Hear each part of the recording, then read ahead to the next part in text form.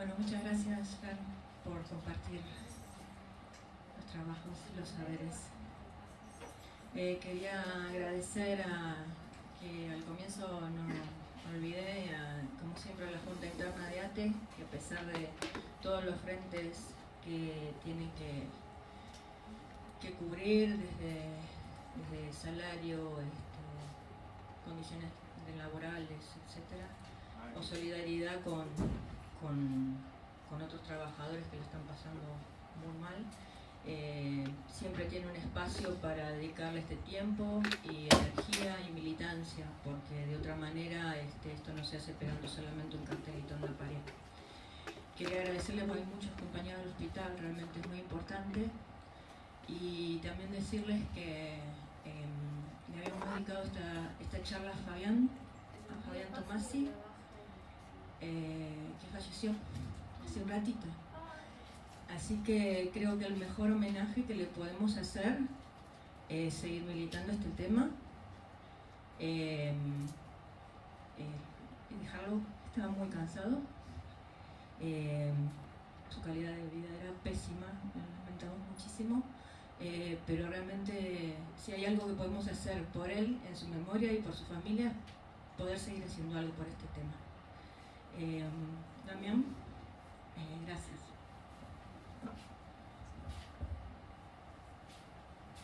Gracias, Meche.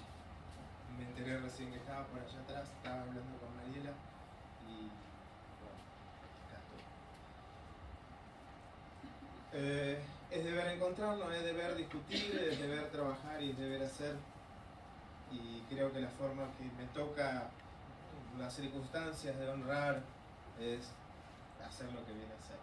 Les cuento que, bueno, tengo muchas charlas dadas, creo, a esta altura del partido, y sin embargo anoche me costó dormir.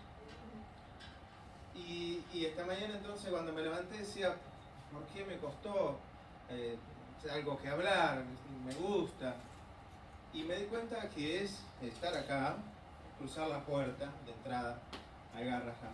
Es fuerte, ¿sí? Es fuerte en la medida que uno piensa que muchos pibes vienen y no salen, ¿no? Y es más fuerte cuando uno piensa que muchos de esos chicos podrían o deberían nunca haber llegado acá, porque se debería haber hecho algo antes. Y con una sensación de decir, bueno, este es un hospital de referencia, salva muchas vidas, hace muchos trabajos, pero también pensar, y es una pregunta que yo me hacía, ¿dónde quedó ese espíritu rebelde de muchos médicos que tenían en la adolescencia cuando estudiaban? Y esa curiosidad de preguntarse por qué pasan las cosas que pasan. Como que el mundo de actuar nos pone a atacar lo que tenemos, el problema delante, sin preguntarnos por qué nos está pasando lo que nos pasa. Y esa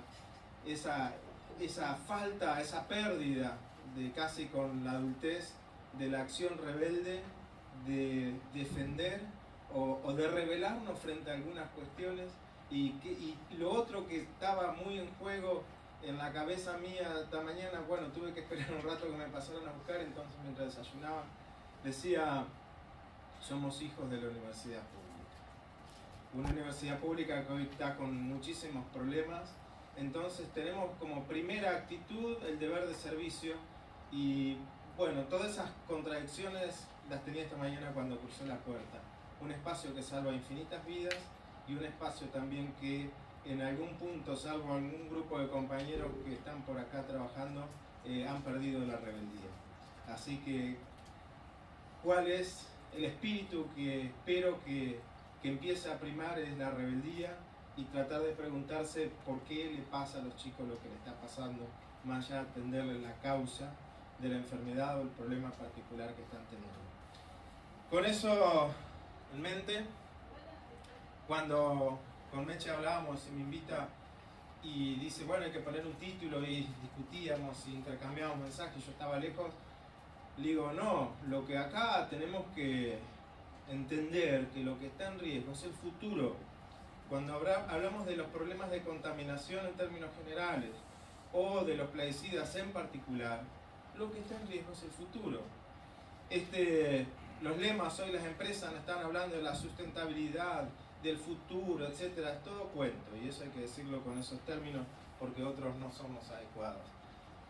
Esta es una foto que me gusta, que es como una ventana que abre al problema, pero esa foto la tomó Sofía Barbieri, que es parte de nuestro equipo de trabajo en el marco de estudio de escuelas rurales. Es una escuela justamente de la zona de Basavilbaso, la veo allá Mariela, y esa es muchas de las docentes rurales hoy en el país, es la imagen que tienen desde sus escritorios, ¿sí? Y cuando hablo de docentes rurales, también vamos a hablar de los niños que van, y voy a presentar el trabajo también que llevamos adelante en el marco de las escuelas rurales. No voy a entrar en muchos detalles, pero mucho de lo que pasa es consecuencia de este modelo de producción, hoy basado en organismos genéticamente modificados, y no voy a decir semillas, semilla es otra cosa. ¿Sí? Estos son organismos que fueron sintetizados en laboratorio, a expensas de un crecimiento de áreas dedicadas a ese tipo de cultivos, que ha destruido bosques nativos, ha destruido cultura, ha destruido historia, nos ha puesto frente a una situación ambiental dramática, que hay un informe, los invito a leerlo, internacional, del mundo en general, donde dice que en menos de 2 generaciones hemos sido capaces de destruir lo que le llevó cientos de miles de años de evolución a la Tierra. Eso somos. Tenemos que asumir que eso somos como seres humanos. Un modelo productivo que indudablemente está basado en el uso de plaguicidas, agrotóxicos, biocidas. No hay que tenerle miedo a las palabras. Hay que enfrentar ese desafío. Yo les cuento, hay gente del INTA que hoy no puede decir esta palabra y sigue habiendo prohibiciones en el marco del INTA, memos internos donde les prohíben ir a charlas, les prohíben pronunciar la palabra agrotóxicos, como si no pronunciarla las cosas no existieran. Y entonces hay que perder ese miedo y hay que decirlo como se llaman y con todos los sinónimos posibles. Por las dudas, si alguno no lo conoce, de paso se desburra un poco. Si uno mira mapa de la soja, esta es fuente de APRESID, ¿sí? La parte de siembra directa. Mientras un mapa, por ejemplo, del Ministerio de Salud, donde reporta el número de bidones dejados en campo, y si uno le pusiera acá al lado un mapa que le gusta mucho a Miriam, confieso, tengo un amor profundo por Miriam Borman, y quién no, a esa actitud, esa es la actitud rebelde adolescente. Los médicos del Garrahan tienen que imitar a Miriam, que no importa la edad, tiene esa actitud adolescente y rebelde que la pone en los lugares que lo pone con la sabiduría que lo pone. El mapa del Ministerio de Salud ahí, ¿no? Y evaluar a la zona de cáncer versus la zona donde hay máximo número de bidones. Les cuento que en esa zona son hasta 300.000 bidones por año tirados en campo de glifosato, consecuencia de las campañas productivas, junto a la zona núcleo de producción de soja. Distintas fuentes, mismos mapas. Esa también es información que hay que tener en cuenta. Y cuando uno evalúa ahora toda esa producción, cómo viene el uso de plaguicidas, tiene Brasil casi con 1.000 millones de litros o kilos de formulada al año, nosotros andamos en 400 y sumando, y Colombia andaba alrededor de los 50.000, por ahí más o menos. Ahora, ¿qué es esto? Yo los invito a carteras, miren, carteras, mochilas, por ahí se pueden encontrar, ¿sí? Porque nosotros tenemos, como país, como Argentina, nos toca 8 litros de plaguicidas por año. Es decir, que nuestras carteras, bolsillos, aquel dicho para la cartera de la dama, el bolsillo de caballero, nada más que tenemos que cargar 8 litros de plaguicidas por ser argentinos. Siempre a nosotros nos gusta ser líder en algo a nivel mundial. Bueno, en eso lo somos. Somos el país con mayor litros de plaguicidas por habitante en el mundo. Lo logramos. Somos conocidos internacionalmente por ser primeros en algo. Y cuando uno mira también de los países del mundo que han aumentado el consumo de agrotóxicos en los últimos 20 años, encuentra que mientras algunos crecieron un 200%, otro un 300%, Colombia está en fuerte crecimiento, Argentina llegó al 900%. Y sumando, también somos líderes a nivel mundial en cuanto al uso en el tiempo de crecimiento sostenido de plaguicidas. Y en eso estamos. Y esa es la situación. ¿Qué podemos esperar en el marco de un modelo productivo que ha destruido zonas que eran de reserva, bosques nativos, que ha aumentado el ingreso de agrotóxicos a esa tasa, cuando todos los argentinos tenemos en nuestras mochilas 8 litros y sumando de plaguicidas, nos pone frente a una situación que no tenemos que ser ingenuos y pensar que esos compuestos tocan un suelo y se quedan ahí, como muchos años la prensa, los colegios académicos lo promulgaron. Esos compuestos, una vez que ingresan al ambiente, tienen 3 pilares fundamentales. Modo de aplicación: mosquito, avión, mochila, rociador, como más le guste. Propiedades físico-químicas, y acá me quiero detener. La solubilidad de los compuestos, la presión de vapor, la temperatura de fusión, son todas propiedades intrínsecas de la molécula, que no importa que estén en Argentina, en España, en la Antártida, son las mismas. Me gusta decir que las propiedades fisicoquímicas son el ADN emocional de las moléculas. Os digo por qué. Hoy vivimos en un mundo donde uno se puede cambiar el sexo, se puede cambiar el nombre, podés cambiar tu apellido, todo lo que vos quieras. Pero el mal carácter de la abuela o las mañas del nono no te la podés cambiar. Entonces, las propiedades físico-químicas son eso, son el ADN emocional de las moléculas, no importa dónde estén, porque se van a portar de igual manera. Y lo otro son los factores climáticos. Sale el sol, por suerte, todos los días. Hay invierno y verano. Hay lluvias.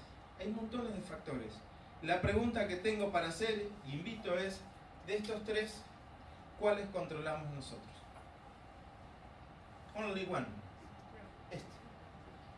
Una vez que la molécula cruzó el pico del aspersor, tiene autonomía en función de sus propiedades físico-químicas y entra a un ambiente también autónomo. Entonces digo que es al menos ingenuo, porque no queda bien decir malas palabras en estos contextos, pensar que podemos hablar de cuestiones controladas sobre factores incontrolables. Y esto hay que decirlo de esta manera, porque esto es información científica también que está dando vuelta, a pesar de lo que digan algunas otras literaturas. El tema es tan complejo que esa movilidad de moléculas en los contextos ambientales incluye todos estos fenómenos y más también, y es muy difícil a priori predecir qué es lo que va a pasar.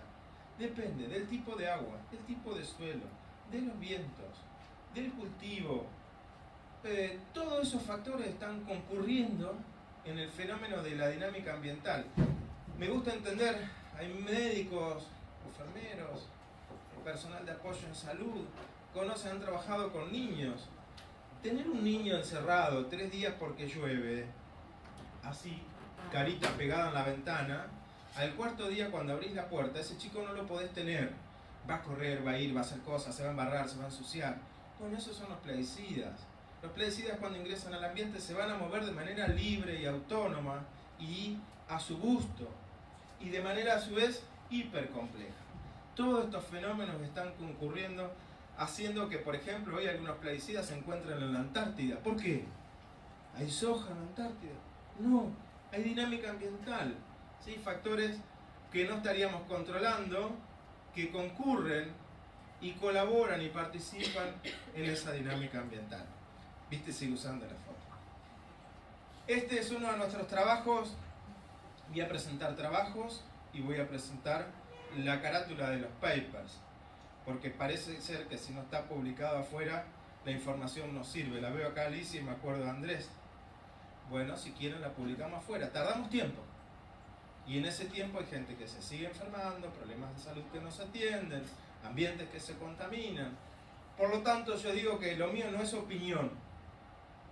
Lo que tengo son resultados. Y resultados que, para tenerlos, primero escribí un proyecto a nivel nacional. Lo concursé. Me evaluaron adentro y afuera. Lo gané. Recibí un presupuesto. Apareció gente que quería trabajar. Hicimos el trabajo y escribimos la publicación, la mandamos afuera nos peleamos con los revisores de pares internacionales, vamos, venimos, nos publican el trabajo. Aún así, tiene mucho menos peso que lo puede salir a decir con un ensayo alguna empresa hecho en sus laboratorios, que nadie lo miró, nadie lo evaluó, nadie se lo corrigió y nadie opinó. Y esa información pareciera tener mucho más peso que lo que ahí estamos, lo que trabajamos en ciencia, tratando de hacer algo. Y digo siempre en plural, porque yo hoy estoy acaparado y voy a mostrar trabajo. Lo veo ahí a Santiago, a Cecilia.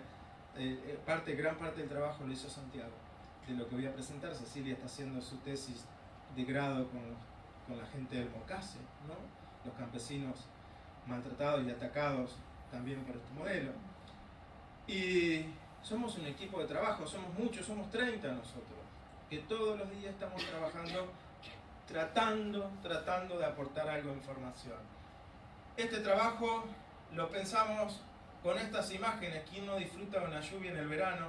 Sin embargo, después que aparecieron los primeros resultados, me hicieron llegar esta otra que refleja cómo es la realidad. Esto es, vieron que ahora están de moda en las redes sociales lo que veo y lo que ven y todas esas figuritas. Bueno, esto me parece que es un poco lo que uno imagina y como es la realidad, porque no es que estamos viendo la molécula que viene. Mira, esa gota de lluvia tiene glifosato, ¿sí? No la estamos viendo a ojo desnudo. Esta es la carátula del trabajo, fue publicado este año en una revista ambiental muy prestigiosa, de muy alto impacto, le decimos nosotros, a nivel internacional. Y ese trabajo lo que evalúa son la colección, fue antes de lo de Priscila, fue el antecedente, de agua de lluvia en distintos puntos. Suárez aparece por Emma Garrido, ¿sí? Que estaba preocupado por sus escuelas rurales.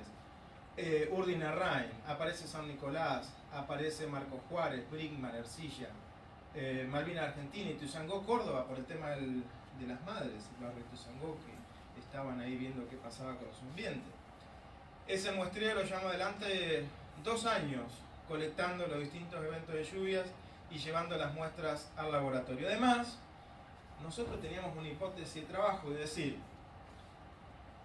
¿qué vínculo hay entre la gota de lluvia y el cultivo que hay aquí abajo?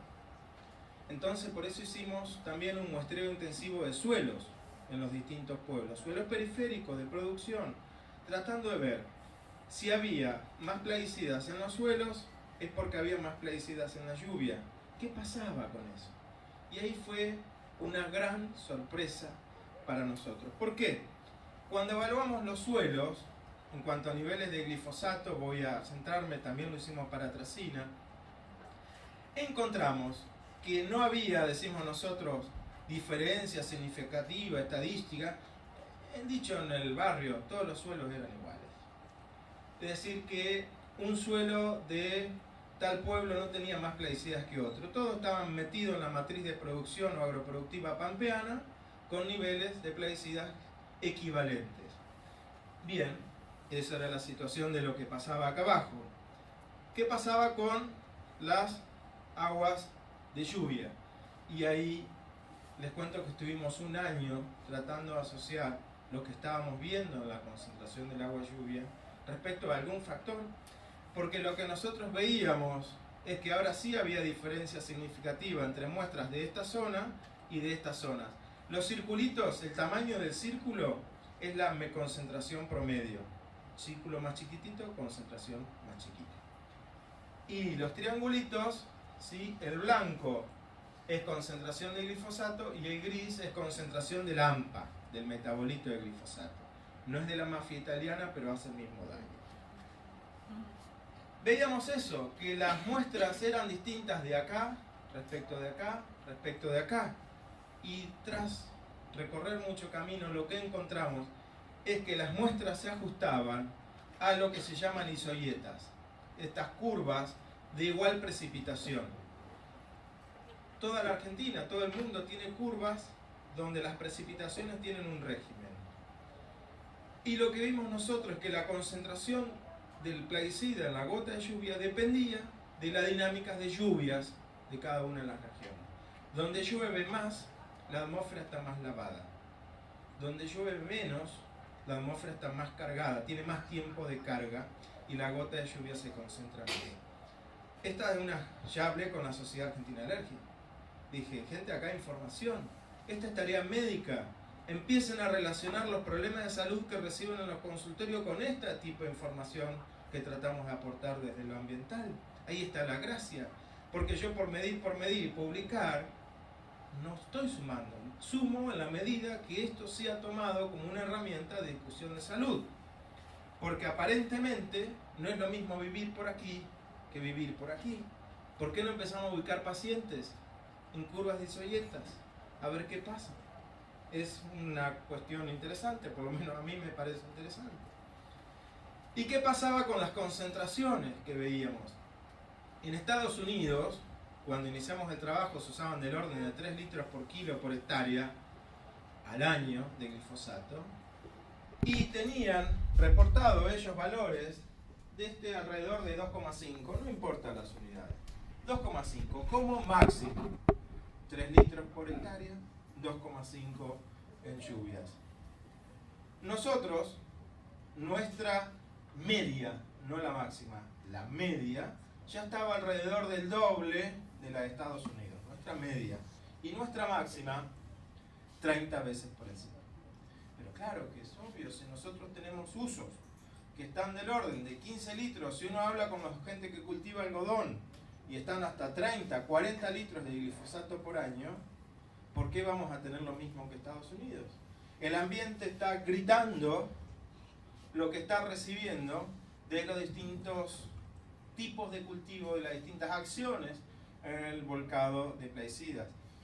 ¿Qué quiere decir que tenga 30 veces glifosato en nivel máximo respecto al máximo de Estados Unidos?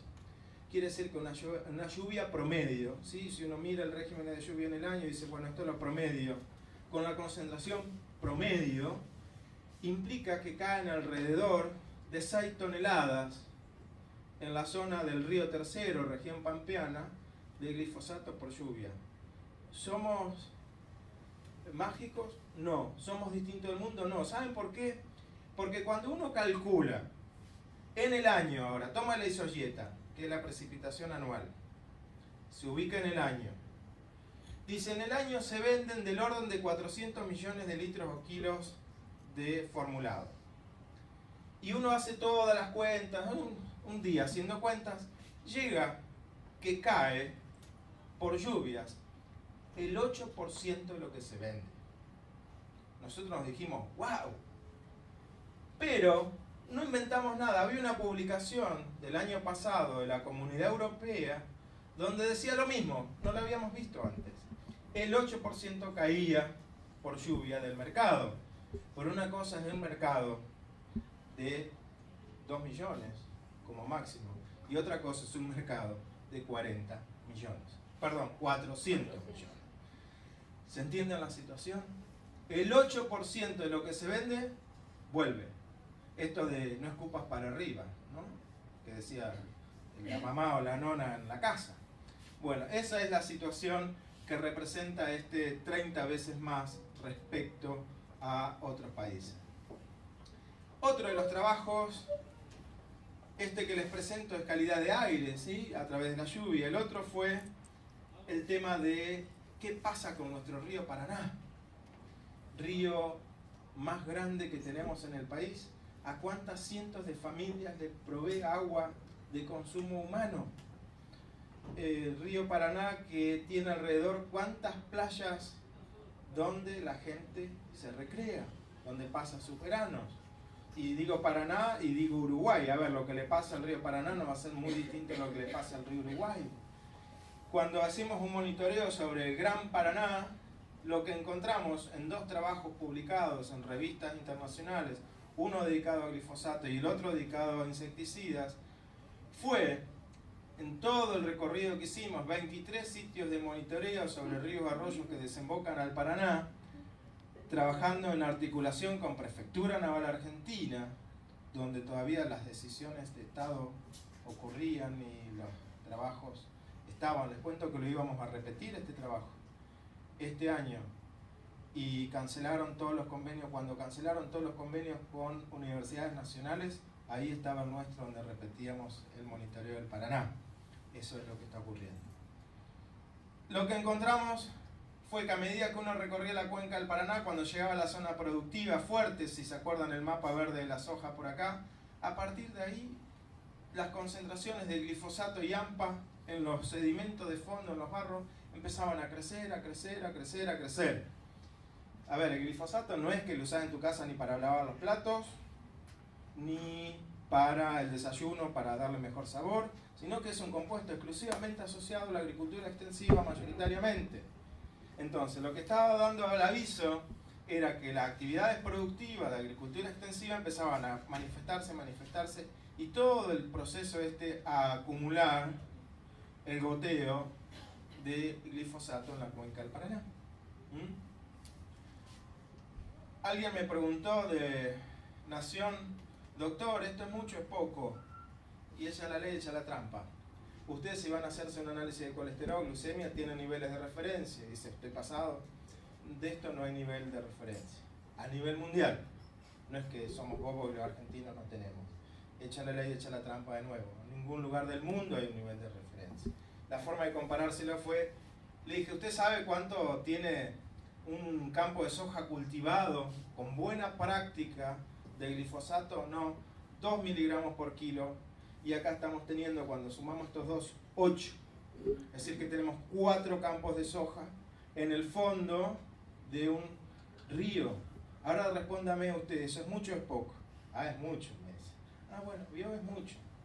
Y eso se complementaba con parte de la información que estaba en el otro paper, con el contenido de los insecticidas, cipermetrina, clorpirifos, sulfanes, en el agua, en la columna de agua y en los sedimentos del fondo, donde se ve que en todas las muestras había cipermetrina y clorpirifos, 100% en los sedimentos de fondo, endosulfán, casi todas las muestras, perdón, eso era en el agua, en el sedimento cipermetrina en todas las muestras. A ver, claro, hay que decirlo con todas las letras. Cuando uno sumaba todos los plaguicidas medidos, entre ellos el glifosato, encontraba que de esa carga total, el 90% de la masa de plaguicidas era glifosato y el resto los otros compuestos.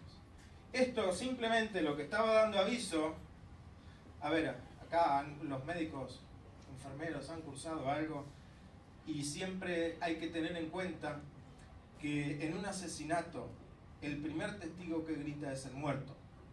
Lo único que hay que ser es inteligente para hacer la autopsia. En ambiente pasa exactamente lo mismo. El primero que está avisando de lo que está pasando es el ambiente. Lo que hay que encarar son estudios apropiados con buena pericia, digamos, con buen arte. Y ahí encontramos que lo que estamos encontrando en cuanto a tipo de compuestos en los cuerpos de agua y cargas básicas de plaguicida era el mercado. ¿Se acuerdan? Arranqué con una torta, la dominaba el glifosato, después venían los insecticidas, fungicidas, ahí están. Todo lo que hacemos acá arriba, ahí están. Los dos trabajos tienen conclusiones fuertes donde dicen que lo que está en riesgo es la biota acuática, porque sí hay niveles de referencia de plaguicidas en agua para cuidar a los peces, porque esa es una normativa internacional, somos parte de un mundo globalizado, eso está, y lo que está en riesgo es la biota acuática. Ahora, uno de los trabajos que dan sentido a este futuro está en riesgo, lo miro a Santiago, que hemos trabajado, allá está Mariela, en esas locuras que nos subimos y que hay que reconocer que de los gremios docentes con los que vengo trabajando, ACMER es uno de los que más seriamente está comprometido con el tema de la salud infantil y con la salud de sus trabajadores. Ojalá y espero que gremios de la provincia de Buenos Aires, la provincia de Santa Fe, se sumen a esa situación. Porque el deber de defender este futuro que tenemos por delante es primario. Miren, este es el trabajo, ¿no?, que nosotros podemos hacer. Esta es Ana. Y estos son esos dibujos donde los nenes sintetizan la realidad, y cuando dicen que una imagen habla más que 1000 palabras, eso es lo que estamos reflejando. un estudio que iniciamos con escuelas fumigadas. Escuelas fumigadas, ¿qué es esto? Le sumo imagen a lo que tenía hoy Fernanda. Este es Santiago, ahí, Santiago hace unos añitos atrás, ahora tiene la experiencia encima. Esta era la distancia entre el juego y el cultivo de maíz. Esta era la distancia, acá va el camino donde los nenes van caminando a la escuela, el juego y el cultivo. Esto es, los papás, como son aplicadores, para que esté más lindo, van y fumigan con glifosato para limpiarle las veredas a los niños. Eso es perfectamente evitable. Estos son los escenarios de las escuelas rurales a lo largo y ancho del país. ¿Saben cuál era el drama más grande? Que ese campo de ahí, eso que estaba, era un campo grande, era de la escuela. Y la escuela lo alquilaba, el Ministerio de Educación lo alquilaba a productores para conseguir renta, que era una forma de financiarse también. Así de compleja es este tema de lo que estamos tratando. Dos aspectos vinculados también a esto de qué es controlable y qué no. Uno de los más conocidos es el tema de las derivas primarias, la deriva que ocurre durante el momento de la aplicación, las gotitas que van viajando en el tiempo. El otro, que todavía con un poco de tecnología y química, uno lo puede querer mejorar un poco, pero hay uno que es totalmente inmanejable, que es la deriva secundaria. Una vez que las moléculas están en el suelo, están en la superficie de la hoja, van a tender a pasar al aire, o si están en el suelo y hay viento, van a ser incorporados por partículas en aire, y eso no lo podemos decidir ni manejar. De nuevo, en esa etapa la decisión está en aplicar o no aplicar. Esos tipos de derivas hay que entenderlas, estas derivas secundarias y primarias que tienen escuelas a nada, a 1 metro, 50 metros en el mejor de los casos. Y entonces nos subimos a un desafío de ver qué pasaba con la calidad de aire en esas escuelas rurales, tratando de evaluar con monitoreadores de aire la presencia de glifosato e insecticidas en los perímetros de cada escuela. Uno de los trabajos que nos inspiró, y hay que reconocerlo, es el de Delia Yaza, que Delia estuvo por aquí, donde Delia dice que los niños que viven a menos de 500 metros de zonas fumigadas tienen daño genético. Esa fue la alerta que nos dice, bueno, si tienen daño genético, ¿tendrán exposición química? Porque lo típico es no, porque tiene que ver dónde vive, qué come. Bueno, ¿tienen exposición química o no? Y ahí nos embarcamos en este desafío. Hicimos 2 grupos de escuelas, uno de la zona de Entre Ríos, ¿sí?, articulados con ACMER, y otro de la zona de Tandil, asumiendo que la zona de Tandil convive un poco con ganadería y esperábamos que las zonas de cultivo sean menores, como una zona de menor influencia y de mayor influencia. Y a su vez hicimos, porque ley obliga, lo que son estacionalidades. Los plaguicidas no tienen igual ciclo de aplicación. Hay épocas de herbicidas, épocas de insecticidas, de acuerdo a las plagas que van apareciendo. Y tratamos de reflejar entonces 2 momentos de monitoreo ambiental para tratar de evaluar ello. Es clave la información, y esto también, estamos en un hospital, los médicos suelen hacer preguntas, explorar la voz del paciente. Nosotros ahí, nuestros pacientes eran la gente que vivía en el territorio, necesitábamos conocer de primera mano qué se usaba, cuándo se usaba, qué pasaba, cómo eran los vientos. Toda esa información la tienen del lugar, y esa información hay que también rescatarla como parte de la investigación científica. Y ahí están los primeros resultados de ese monitoreo. Vimos que, por ejemplo, si uno evalúa, ven, lo que es rojo y violeta es lo que dio positivo al glifosato. El 70% de las muestras de la zona del departamento de Uruguay, la zona de Bazo y alrededores, dieron positivo al glifosato en aire. Es decir, que esos chicos estaban recibiendo en el aire que respiraban glifosato. Menos era el porcentaje de positivos en la zona de Tandil, lo que esperábamos, por decirlo de alguna manera. Sin embargo, AMPA se parecían bastante. Y lo otro que se vio es este tema de la autopsia. Campaña 1, zona de aplicación o época de aplicación de alta glifosato. Campaña 2, este glifosato ya se metabolizaba en el ambiente AMPA y estaba dando aviso del paso del tiempo. Todo esto estaba dando reflejo de que esa práctica que estaba ocurriendo de aplicación, tiempo, estaba llegando al aire de las escuelas rurales. Otra de la información que se relevó es cómo estaban ubicadas esas escuelas rurales con esos entornos. Y lo que se ve, hay. Contorno, terreno baldío, edificaciones, terreno, cultivo. Desde donde estaba el cultivo llegaba el plaguicida a la escuela, ¿sí? Con este muestreo direccionado. Por lo que podíamos decir que no es lo mismo que una escuela tenga o no un cultivo al lado. Y esa también es información. Y aquí que otra de las cuestiones muy relevantes, fíjense, glifosato, estas son concentraciones, son números de concentración. Los compuestos que se encontraron, glifosato, que es el que discutí, endosulfán, cipermetrina, clorpirifos. Glifosato anda por acá. ¿Por qué? No le gusta mucho viajar por aire. Viaja, porque viaja en partículas asociadas a polvo, pero mucho el aire no le gusta. Pero estos insecticidas, endosulfán, cipermetrina, clorpirifos, sí tienen presión de vapor y sí pasan a la fase gaseosa y se mueven por ahí. Y estas son las propiedades físico-químicas que nosotros no controlamos. Por lo tanto, se podía ver que si por acá andaba la concentración de glifosato, por acá andaban los de los otros insecticidas. Y vuelvo a decir algo, tengo muchísimos trabajos hechos en glifosato, pero debo decir que el problema es el modelo, que tiene un conjunto de moléculas. Algunas van a afectar más el agua, otro el suelo, otros el aire, todas la salud.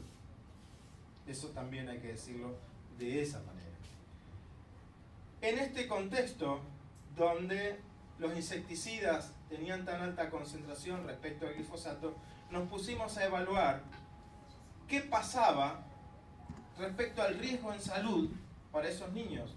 Lo que se conoce como una evaluación de riesgo, o cualquiera la puede hacer teniendo la información de datos ambientales. Este hospital lo puede hacer pidiendo los datos ambientales o buscando publicaciones. Cuando le llega un paciente con alguna patología, puede buscar información de datos ministeriales, de secretarías, base de datos, hacer una evaluación de riesgo y ver si ese problema de salud es porque ese chico tenía un riesgo en salud de acuerdo al ambiente donde vivía. Ya, ¿cuándo? Ya lo tiene que hacer. Esa evaluación de riesgo que incluye, nosotros queríamos ver lo que respiraban, y incluye cuestiones como ver ese chico cuántas horas está en la escuela, cuántas veces por semana va, cuántas veces al año, qué peso corporal tiene. Toda una serie de factores que hacen la evaluación de riesgo, y lo que alimenta la evaluación de riesgo, la concentración que uno mide en el aire, que es lo que termina determinando la dosis de exposición. Y después habrá una dosis permitida y uno evalúa. Si estuvo expuesto más a la dosis segura, esa persona está en riesgo. Si estuvo expuesto menos a la dosis segura, digo segura entre comillas, ahora vamos a ver por qué, esa persona no está en riesgo. ¿Qué pasa? Necesitamos la información de la dosis segura. Y ahí fue donde hubo muchos problemas para encontrar la dosis segura. Porque para aire glifosato no hay. Encontramos un dato de vía oral, hecho con los ensayitos que bien explicó Fernanda de ratones, de el año 1987, 97, 2007, 2017. 30 años en ciencia es hiper viejo, pero no solo la cosa estaba ahí. Adivinen quién lo hizo. Monsanto.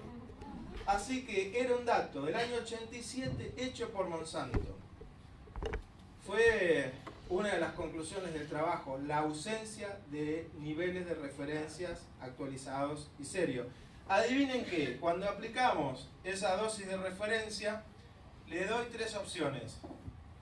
Había muchísimo riesgo, había un poco o había absolutamente nada de riesgo.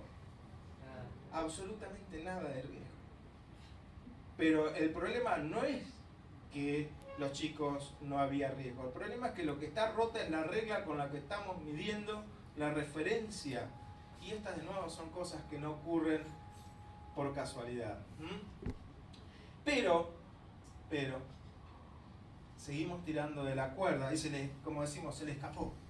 Porque cuando le aplicamos la misma ecuación y el mismo procedimiento para los insecticidas, que también eran viejos los niveles, encontramos que para cipermetrina había riesgo.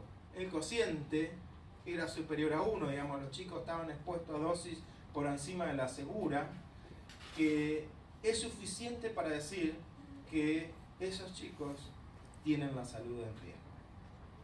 Es suficiente decirlo, porque esa es la situación y está basado en mediciones de laboratorio y en métodos validados internacionalmente. Pero aquí, que también un poco lo que hay que discutir, ¿qué pasa con las mezclas?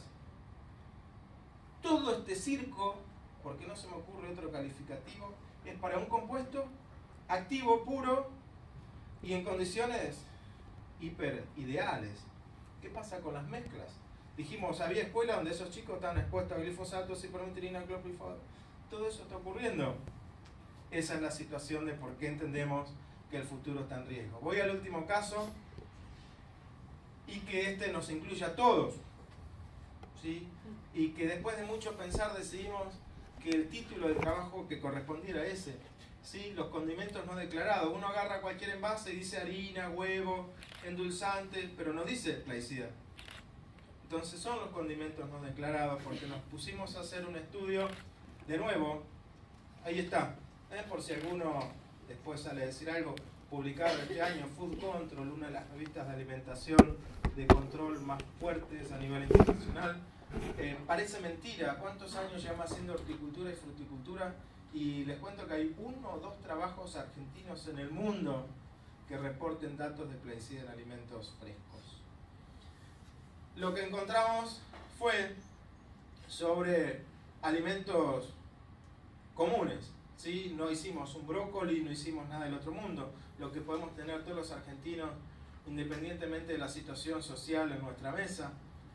Y lo que encontramos fue que el mayor problema está asociado a la presencia de plaguicidas que no están permitidos. A ver, vamos a ser ordenados.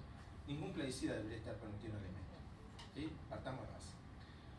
Pero hay una lista que dice, este lo puedo usar para zapallo, este para lechuga, este para morrón. Pero lo que aparecía como más frecuente, que tiene que ver con la falta de información que tenía Fernanda, con las intenciones, porque en los territorios de horticultura son dominados también por las empresas y les dicen, aplica esto, no saben lo que aplican. La presencia de plaguicidas en, digamos, productos para los cuales no estaba registrado. Y eso infringe una norma según SENASA.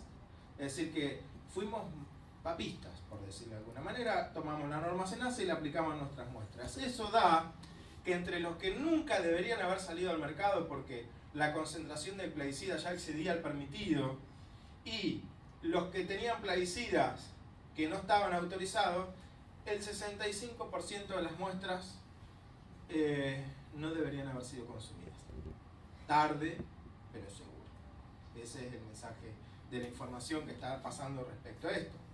Pero aquí, digo acá, fíjense, esta es frecuencia de detección. ¿Cuáles son los plaguicidas más detectados? En rojo es que no cumplió el NMR y en amarillo es que estaba presente por debajo del valor permitido. Clorpirifos a la cabeza.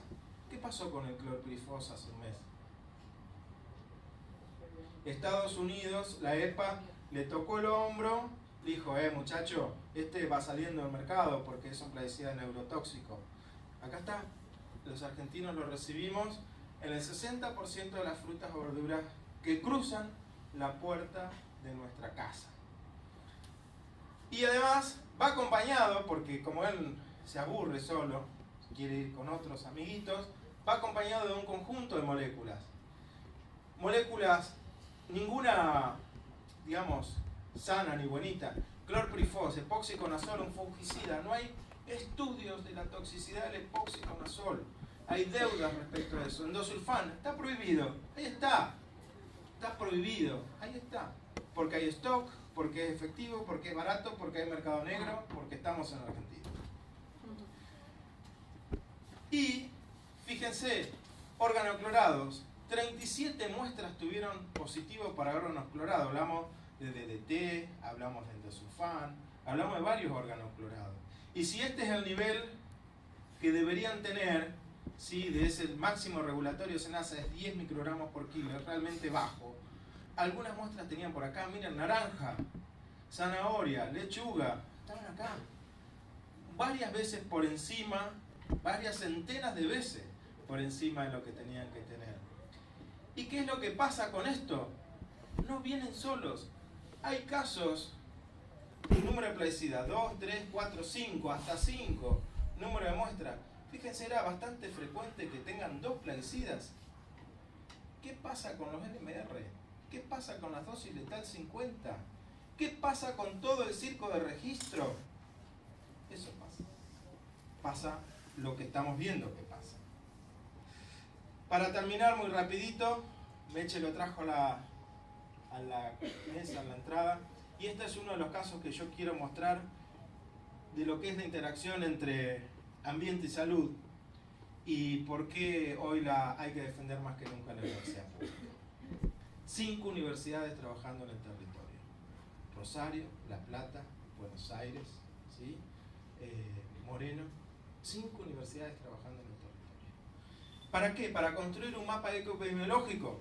Trabajar con San Salvador, que, si saben, es la capital nacional del arroz. Casi todo el arroz que se consume en Argentina viene de allí. Está en la provincia de Entre Ríos. Yo les cuento que llegar a San Salvador en la época del arroz es no ver a unos metros de distancia, todo polvo. Y la gente, cuando hacían los reclamos, eran tratados, como en la mayoría de los casos, fundamentalistas, antiproducción, toda una serie de cosas. Y ahí fuimos con el campamento ecoepidemiológico.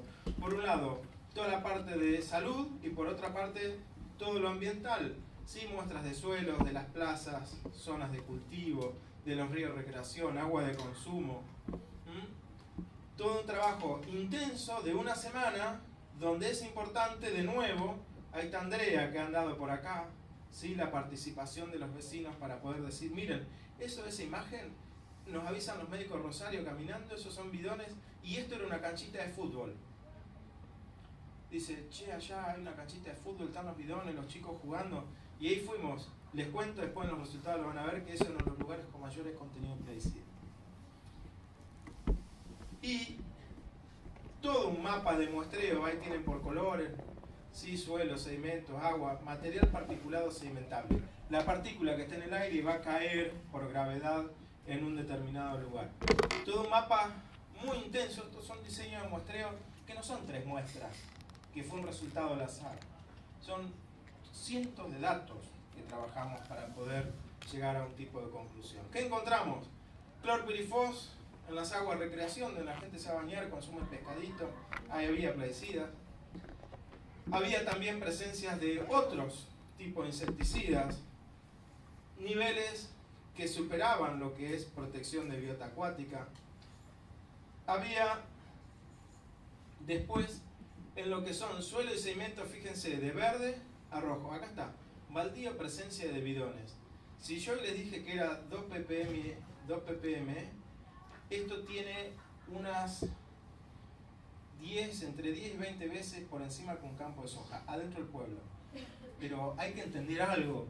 Eso está ahí no porque es un problema del pueblo.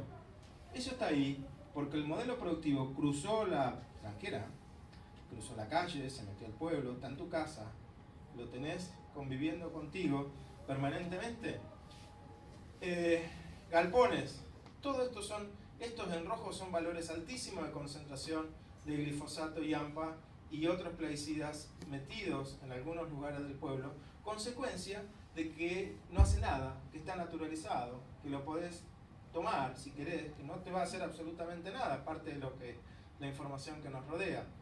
Las partículas, 70% de las muestras de partículas en aire superaban lo permitido. Y ese era el ambiente de la gente de San Salvador, respirando niveles de partículas que excedían lo que estaba permitido. Este sería el mapa, si yo lo ubico las partículas de las menos a las rojas, las más concentradas. Miren ese mapa, ¿eh? Partículas en aire. Acá niveles altísimos de partículas en aire. Este era un molino que quedó en el centro de la ciudad, ahí tratando de aportar algo. Miren ese mapa. ¿Por qué? Tratamos de pensar qué pasaba con las enfermedades. Respiratoria, infección y piel. Enfermedad respiratoria. El reglamento epidemiológico mostraba lo que decían los locos de San Salvador de Todos por Todos, ¿sí? La ONG que trataba de luchar el tema. Mostraba que las patologías respiratorias lideraban los problemas de salud del último año. Pero lo que sigue es que el asma, por ejemplo, la hipertensión, acá estamos liderando, somos latinos, tenemos nuestros hábitos alimentarios y de genética. El asma generalmente en el reglamento de los pueblos anda en cuarto lugar. San Salvador estaba segundo, como primera patología propia, por decirlo de alguna manera, del pueblo. San Salvador, si este es el mapa de San Salvador y este es el mapa de partículas, yo no tengo que decir mucho más. Uy, me das mientras hablo con este. Este es el mapa de enfermedades respiratorias. A ver si... Ahí va. Uno solo. Este es el mapa de enfermedades respiratorias y este es el de ambiente. Partículas excedidas, patologías respiratorias. Zona de partículas excedidas, zona entorno de patologías respiratorias. Esto es hacer ecoepidemiología. Es rastrear la información de las patologías de salud y asociarlas con factores ambientales. Que acá viene el paciente, hay que hacerle la entrevista, de dónde viene, qué le pasa, qué vive. Eso debería ser práctica habitual en los sistemas de salud, más este siendo un lugar de referencia. Para terminar, y acá donde espero tener la fuerza, yo decía, ¿cuáles eran las conclusiones? Y yo creo que no tengo muchas conclusiones para aportar. Había puesto, sin saber todo lo que nos iba a pasar en la mañana, estas imágenes. Porque las conclusiones son que hay un problema que tenemos que ver. Te cuento, Meche, que esta que está ahí, ha recorrido el mundo. Y es dramático y tristísimo comprender que la última voluntad de un adolescente sea volver a su casa. Y viene de Montemaíz, están los datos también de los campamentos ecoepidemiológicos. Le había puesto a Fabián ahí que venía también con sus discursos y sus acciones diciendo a Nicolás que el único error que cometió siendo niño es haber querido jugar en la calle, y como vivía al lado de la tomatera, un plaguicida le llevó la vida. Donde estas son mamás, que digamos abuelas, que están cuidando a sus nietos porque sus mamás han sido, o sus padres han sido víctimas de los plaguicidas y del ambiente de San Salvador. Esta es una foto que también presentó Fernanda respecto a Suárez. Son niños jugando. El único error que hacen es hacer lo que así haríamos cualquiera de nosotros: jugar, vivir en el lugar equivocado.